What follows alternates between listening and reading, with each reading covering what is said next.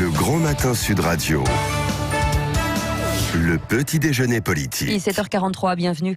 C'est le petit déjeuner de petit déjeuner politique de Damien Abad, qui est député LR de l'Ain et président du groupe LR à l'Assemblée nationale. Oui, bonjour Damien Abad. Bonjour Patrick. Qu'est-ce qui pourrait arrêter la grève là ? Le retrait de la réforme, la modification en reportant l'âge pivot, qu'est-ce qui pourrait l'arrêter selon vous ?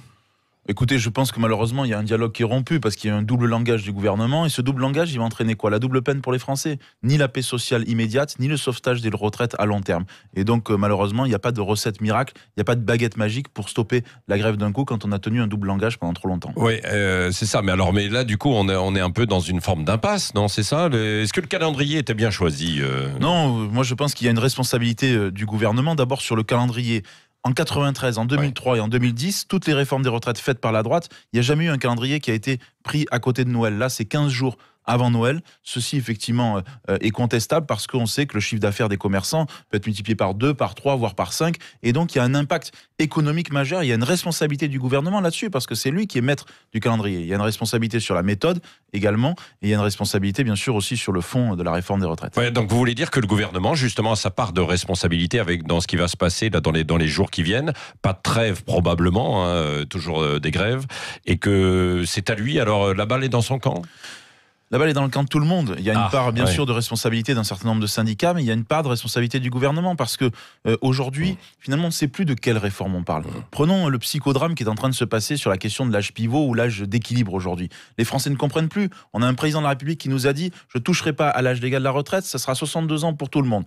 Et puis, on a une réforme avec un Premier ministre qui nous dit « Mais non, ça sera finalement 64 ans en 2027 ». Et puis, finalement, on nous dit aujourd'hui que ça pourrait plus être le cas et que ça change en permanence. Le problème, c'est que tout ceci, ça crée de la confusion, du flou et surtout de l'angoisse auprès des Français. Mais qu'est-ce que vous voulez, vous, les Républicains, aujourd'hui ? Parce qu'on a du mal à comprendre. Vous, j'avais cru comprendre que dans votre contre-projet, vous étiez pour une retraite, vous, à 65 ans. On est très clair, c'est que nous... Bon ? Oui, parce qu'on a présenté d'abord un contre-projet avec des propositions très claires. D'abord, c'est de dire on veut équilibrer financièrement le système de retraite pour éviter les baisses de pension. Donc oui, il y a un report de l'âge légal, 64 ans à 8 ans, 65 ans à 12 ans, mais il n'y a pas que cela. Il y a aussi des mesures sociales sur la pénibilité, il y a des mesures aussi sur les carrières longues, sur le cumul emploi-retraite, sur la question de l'emploi des seniors, et puis il y a aussi l'extinction, la fin des régimes spéciaux au nom de la justice et de l'équité entre les Français. Mais notre système et notre proposition, elle est équilibrée financièrement. Pourquoi ? Parce que si demain, on n'a pas d'équilibre du système de retraite, qu'est-ce qui va se passer ? C'est la baisse des pensions pour les retraités. Et ça sera une baisse des pensions généralisée. Et c'est cela que nous ne voulons pas. Soit ça sera la baisse des pensions, soit ça sera la hausse des impôts. Et je crois que ceci n'est pas acceptable. Et c'est pour cela que le gouvernement doit dire la vérité aux Français. Oui, alors donc il doit dire la vérité. J'ai l'impression qu'il la donne quand même, cette vérité, non ? En tout cas, sa vérité, sa version, quoi. Vous êtes plutôt d'accord finalement avec lui, non ? Non, nous ne sommes pas d'accord. Parce que les arguments... Je vous prends deux exemples. Oui. Les régimes spéciaux. Tout le monde dit, mais le gouvernement supprime les régimes spéciaux. Personne ne dit que cette suppression va commencer en 2047. Un deuxième exemple. Si, c'est dit quand même. Oui, mais pas suffisamment. Et donc les Français ont le sentiment qu'en fait ce gouvernement est absolument extraordinaire parce qu'il va supprimer les régimes spéciaux très rapidement. La vérité, c'est que c'est 2047.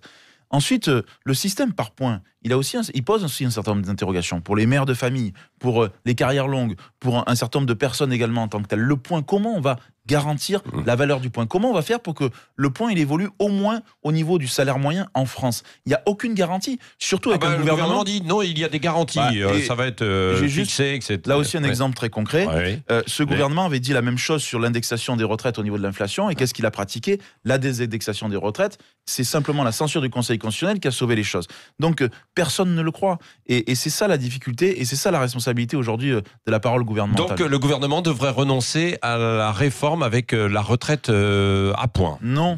Vous dites que ça marche pas. Le gouvernement doit présenter une copie qui soit davantage claire. On ne sait pas si on est avec une réforme paramétrique financière, avec une réforme systémique. Nous, on dit les choses clairement. On est pour un système universel de base, pour préserver les régimes complémentaires, parce qu'il y a un autre sujet qui est aussi très important, c'est qu'aujourd'hui, on va capter ces réserves des régimes complémentaires. C'est pour ça que vous avez les avocats, les professions libérales, un certain nombre de professions qui sont dans les rues, les cadres. On a reçu hier au groupe Les Républicains à l'Assemblée nationale les représentants de la CFE-CGC. Les cadres, c'est pas simplement des nantis, ce sont aussi des femmes et des hommes qui vont être touchés par ce système de retraite en tant que tel. Le problème, c'est le système de retraite par points, sans mesure d'âge, c'est le déséquilibre financier, et c'est donc la baisse des pensions pour les Français. Bon, Bon, donc, cet après-midi, on a du mal à voir comment ils vont pouvoir s'entendre quand même, non à la fois les syndicats et puis Édouard Philippe. Là. Alors, écoutez, ça sent la grande reculade. Ça sent le recul du gouvernement sur la question de l'âge pivot. Alors, soit on le fera avec un décalage... Pour la CFDT, notamment bien entendu. On voit bien aujourd'hui qu'il y a une pression de la part de l'aile gauche de La République En Marche, des ministres, qui fait que effectivement on prépare une reculade.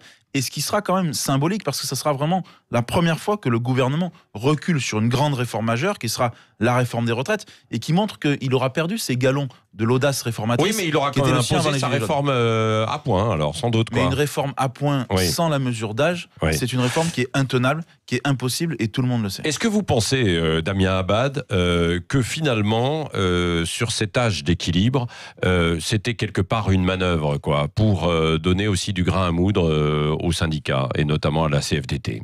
Je ne sais pas, en tout cas, je relève, c'est qu'il y a beaucoup de cynisme dans cette présentation de réforme de retraite. D'abord, le faire 15 jours avant Noël, uniquement pour gagner la bataille de l'opinion et pour retourner l'opinion à son avantage. Ensuite, l'opinion qui ne se retourne pas, vous avez vu, 54% pour le moment, là. Pour le moment, mais les choses évolueront. Et puis, il y a aussi la question, l'autre aspect cynique, c'est de parler de l'âge pivot pour que personne ne comprenne, parce que la vérité, c'est que les Français eux-mêmes ne savaient pas ce que c'était. Et encore aujourd'hui, je pense, l'âge pivot ou l'âge d'équilibre du système de retraite. Je pense qu'il faut de la clarté, de la transparence et dire la vérité aux Français. C'est ce qui manque beaucoup actuellement. Oui, est-ce que le président Emmanuel Macron, à un moment donné, devra quand même s'exprimer avant d'attendre le 31 pour ses vœux? Ce qui est sûr, c'est qu'on a aussi une réforme sans tête, puisque le haut-commissaire, M. Delevoye, a dû démissionner de ses fonctions, alors qu'il a fait une concertation pendant 2 ans, alors qu'on avait mis un monsieur retraite en place pour donner un interlocuteur au syndicat, et qu'aujourd'hui, il n'y a plus de cet interlocuteur unique, et qu'on a bien vu que c'était une reprise en main à Matignon et à l'Élysée. Ensuite, la répartition des rôles entre le président de la République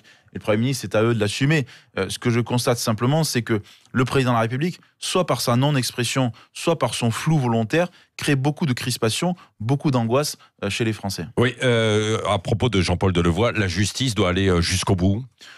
Oui, mais vous savez, moi, je suis pas... Non, mais Damien Abad, ça veut dire quoi, oui, mais... Ça veut dire qu'on n'est pas là pour tirer sur une ambulance. Ça veut dire qu'il faut respecter... Il y a quelqu'un qui a violé la Constitution, quand même, non? Enfin, qui n'a pas respecté un certain nombre de règles. C'est parce que c'est un de vos anciens amis des Républicains? Non, mais vous savez,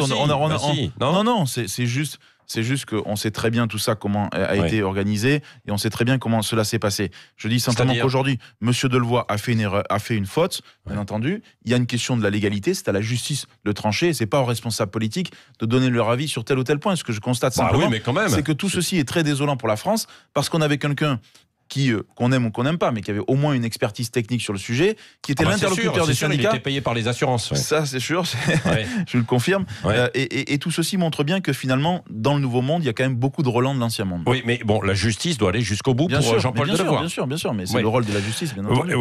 Comme pour tout justiciable. Un mot, puisqu'on évoque aussi, disons, pas les manœuvres politiques, mais les camps politiques. Comment se préparent là, les municipales pour vous, pour les Républicains? On a du mal à comprendre finalement qui va pouvoir bénéficier du soutien de la République En Marche, des Républicains ou pas. La République En Marche a fait un choix, c'est de faire la stratégie du coucou, c'est-à-dire de venir grignoter dans le nid des autres parce qu'ils n'ont pas de responsables politiques locaux. Nous, on a un choix clair, on soutient nos maires sortants, qui était une génération qui a été mise en place en 2014, qui a fait la preuve de son efficacité sur le terrain. Et donc, que ce soit à Bordeaux, que ce soit à Toulouse, que ce soit à Marseille ou à Paris, on a des candidats qui nous permettent soit de l'emporter, soit de confirmer nos positions, et puis surtout de montrer que ce sont les Républicains qui est la première force politique territoriale et le premier parti des territoires. Damien Abad, il y a des Républicains, Julien Aubert notamment, qui disent oui, mais il y a des alliances qui sont passées localement avec la République En Marche. C'est vrai ou pas? Il n'y a pas d'alliance locale passée avec la République En Marche. Simplement, il y a un certain nombre de fois où quand vous avez une tête de liste républicain, eh bien, ça s'est toujours fait. Il y a toujours eu des listes d'ouverture et vous n'avez jamais dans une liste 30 personnes qui viennent de la même famille politique. La République En Marche n'a rien inventé sur ce sujet. Simplement, la clarté, c'est quoi? C'est que la tête de liste doit être républicain, c'est la condition bien sûr pour soutenir cette tête de liste. Oui, les Balkany renoncent à se représenter à Levallois, Perret, c'est une bonne chose. Je crois que c'est un choix sage et responsable qui permet en tout cas à la droite de Levallois de pouvoir rebondir et de pouvoir espérer conserver cette mairie. Oui. Damien Abad, le mot de la fin avec Cécile de Ménibus. Depuis lundi soir, il y a des foyers, une caserne de pompiers et aussi des cliniques qui ont été privées d'électricité, des actions qui ont été revendiquées par la CGT avec des menaces de nouvelles coupures. On sait que ça sort du cadre légal de la grève. Est-ce que c'est pas inadmissible ? C'est totalement inadmissible et c'est surtout totalement irresponsable. Vous imaginez que si avec ce genre de coupure de courant, par exemple, on a quelqu'un qui se trouve en situation de danger ou en tout cas en situation où sa vie est mise en danger en tant que telle. Donc ce ne sont pas des actions qui sont admissibles dans un pays démocratique, républicain comme le nôtre. Le droit de grève, oui. Le droit de bloquer les Français et d'emmerder tout le monde, non.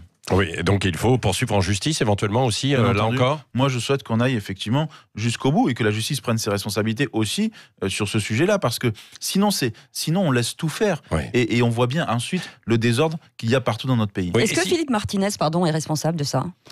Mais en tout cas, de ne pas endiguer cette action. De ne pas endiguer, de ne pas condamner, de ne pas réagir face à cela. Bien sûr que quand on est numéro 1, leader d'un mouvement syndical, et que ce mouvement syndical fait des actions illégales, il y a une responsabilité de la personne qui est en place. Est-ce qu'il faudrait avoir recours, comme le disent certains, aussi aux forces de l'ordre pour débloquer la situation des trains si ça continuait, si ça se poursuivait ? Vous savez, je pense que là, malheureusement en France, on est quasiment le seul pays où le service minimum dans les transports n'est pas une réalité en Europe. Et ça, c'est un vrai problème. Et Bruno Retailleau a fait une proposition de loi pour faire de la réquisition, pour mettre en charge. Qu'est-ce qu'on demande ? On demande qu'au moins pendant les heures de pointe, on puisse avoir un train sur 3 qui circule.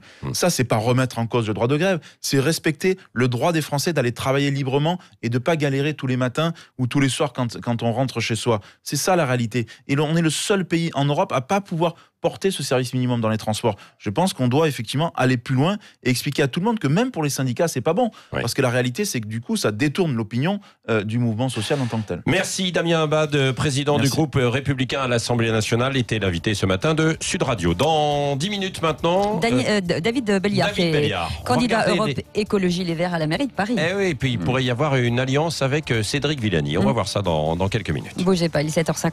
On revient dans un instant.